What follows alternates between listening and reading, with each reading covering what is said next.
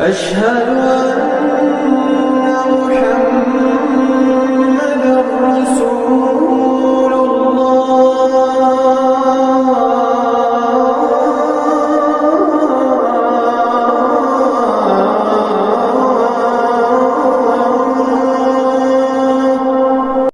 الحمد لله إن الحمد لله نحمده ونستعينه ونستغفره ونعوذ بالله من شرور أنفسنا ومن سيئات أعمالنا من يهده الله فلا مضل له ومن يضلل فلا هادي له نشهد أن لا إله إلا الله ونشهد أن سيدنا محمدا عبده وحبيبه ورسوله أما بعد فيا عباد الله اتقوا الله وأطيعوه إن الله مع الذين اتقوا والذين هم محسنون قال الله تعالى بسم الله الرحمن الرحيم هل أتاك حديث ضيف إبراهيم المكرمين إذ دخلوا عليه فقالوا سلاما قال سلام قوم منكرون قال رسول الله صلى الله عليه وسلم من كان يؤمن بالله واليوم الآخر فليكرم ضيفه.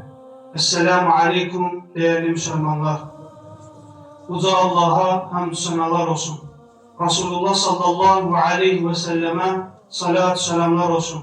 Sizlere ve özüme uca Allah'a karşı təqvalı olmalı ve Resulullah sallallahu aleyhi ve sellemin yolundan getmeyi tövsiye edirəm. Uca Allah bizlere hakkı hak olarak, batili de batıl olarak görmeyi nasip etsin. Ettiğim nasihat önce özüme, sonra siz değerli kardeşlerimidir. Möhtərəm Müslümanlar, yaradılış gereği insanoğlu toplu halde yaşamalı, etrafındaki insanlarla hayatı çətin ve hoş yönleriyle paylaşma ihtiyacını hisseder. Bu çerçevede insanların dostlarını ziyaret etmesi, gelen konaklarını da güzel bir şekilde karşılaması İslam əxlaqının en güzel numunelerindəndir. Bugünkü xutbəmiz hem dini hem de milli adet ənənəmizin, mədəniyyətimizin simvolu olan qonaqpərvərlik haqqında olacaqdır. Müqəddəs kitabımız Qur'an-ı Kerimdə Allah-u Teala İbrahim Aleyhisselam'ı qonaqpərvərlik nümunəsi olarak təqdim edir. Qonaqlara qarşı gözəl münasibətlə görə İbrahim Aleyhisselam'a Əbul Zayf, qonaqların atası deyilirdi. Rəbbimiz onun bu halını bizə belə bəyan edir. Həl ətək hadithu zayf İbrahim el-Mukramin İz dəxalu aleyhi fəqalu səlama qalə səlam qavmun munkarun. İbrahimin hörmətli qonaqlarının xəbəri sənə gəlib çatdı mı? Onlar onun yanına daxil olub sənə salam olsun dedilər. İbrahim Aleyhisselam da sizə də salam olsun. Siz yad adamlara oxşayırsınız dedi. O bir bəhanə ilə ailəsinin yanına getdi və bir buzov kəsərək gətirdi.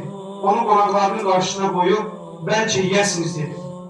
Hz. İbrahim Aleyhisselam'ın qonaqlarının salamını en güzel şekilde alıp onları evine davet etmesi, yemek hazırlamak için onların yanından yavaşça çölə çıxması, evindeki en güzel yemeği ikram etmesi ve bu ikramı da xüsusilə öz eliyle etmesi güzel davranışlardandır. Həmçinin Allah-u Teala Kur'an-ı Kerim'de bize zülm olunduğu halde kardeşlerine güzel davranan, onları güzel şekilde konak olarak kabul eden Hz. Yusuf Aleyhisselam'ı da misal verir. Ve buyurur ki, Həl tərənə ənni ufiyəl kələ və ənə xayrul munzilin. Məcər mənim ölçüdə düz və qonaqpərvərlərin ən yaxşı olduğunu görmürsünüzmü? Değerli müminler, qonaqpərvərlik insanların qaynaşmasına, dostluklarının möhkəmlənməsinə vəsilə olan en güzel davranışdır. Günümüzde baktığımızda elimizde her cür asanlıq olduğu halda,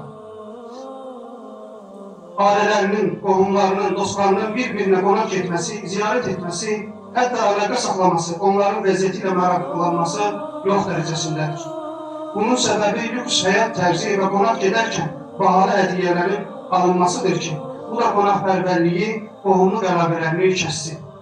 Qonaqpərvərliyin davamlı olması üçün bu şərtlərə riayət edilməlidir. Hz. Ali radiyallahu anh evinə dəvət etmək istəyən birinə bu şərti qoymuşdur. Mənim üçün bazardan bir şey almayacaqsan. Evində olanı da əsirgəməyəcəm. Ailəni və övladlarını da incitməyəcəksən. Əvvəlki illərə, nənə-babalarımızın dövrünə baxsaq görürük ki, insanların maddi vəziyyətləri az da olsa qəlbləri zəngin idi. İnsanlar qonaqpərvərlikdə, qohumluq əlaqələrində bir-birlərinə yaxın idilər. Modern dünyada topluluqlar içərisində yalnızlaşan, sosial əsaslığını itirməyə başlayan insan İslam əxlaqını ziyarətləşmək kimi gözəl xislətini canlandırması lazımdır. Sevimli Peyğəmbərimiz sallallahu aleyhi və səlləm Allah üçün sevdiyi dostunu sırf Allah rızası üçün ziyarətə gedən kimsəni Allah Teala da sevdiyini vurgulamışdır. Değerli kardeşlerim, gelen qonağa qapımızı və ən əsası günümüzdə itirdiyimiz şey olan könlümüzü açmaq, dinimizdə qardaşlığın, insana verilen değerin birliği ve paylaşmanın en güzel nümunesidir. Qonağımıza gelen qonağın qarşılamakta, təbəssüm etməkdə, könlümüzü açmakta en güzel örneğimiz sevgili Peyğəmbərimizdir. Onun bu meseledeki güzel tövsiyelerinden birisi belədir. Men kâne yu'minu billahi vel yevmil âhir fel yukrim zayfe. Kim Allah'a ve ahiret gününe iman ederse qonağını ikram etsin. Bu tövsiyeni eden Allah'ın elçisi imkan tapdıkça evinde qonaqlar qarşılayar ve həmçinin süfrəsində qonaqla yanaşı ehtiyac sahibi kimsələr ve yetimler de olardı. Sevgili Peyğəmbərimiz sallallahu aleyhi ve sellem qonağın məqbul olan dualar arasında zikr etmiş ve qonaq qəbul eden bir evin əhli üçün xeyir ve bərəkət mütləq olacağını müjdələmişdir. İmkan olduğu halda qonaq qəbul etmək istəməyən kimsələr haqqında isə qonaq qəbul etmək istəməyən kimsələrdə xeyir yoxdur buyurmaqdadır. İmam Malik rahmehullah qonağı olan İmam Şafi Həzrətlərinin əlinə su dökmüş və ona qonağa xidmət etmək fərzdir demişdir. İmam Əvzai isə qonağa ikram, ona qarşı gülər üzlü və şirin sözlü olmaqdır buyurmuşdur. Möhtərəm müsəlmanlar, hatırlatmaq yerinə düşər ki, bir neçə gün sonra en değerli qonağımız olan Ramazan-ı Şərif gəlməkdədir. Allah-u Teala cümləmizə rəhmət, məğfirət, cəhənnəm odundan qurtuluş olan bu qonağa gözəl bir şəkildə qarşılamalı, faydalanmalı və yola salmalı nəsib etsin. Peyğəmbər sallallahu aleyhi və səlləm buyurur ki, Mən sâmə Ramazanə imanən və ihtisabən ğufra ləhu mə təqaddəmə min zəmbih. Kim fəzilətinə inanaraq və qarşılığını Allah'tan gözləyərək Ramazan orucunu tutarsa, geçmiş günahları bağışlanar. Ələ inna ahsenel kelam və abləğən nizam kelamullahil melikil azizil allam kema qalallahu tebarek ve teala fil kelam ve izâ kuriyel Kur'an festemi'u leh ve ansitu leallekum turhamun. A'udhu billahi mineşşeytanirracim. Bismillahirrahmanirrahim. İnned dîne indallâhil islam.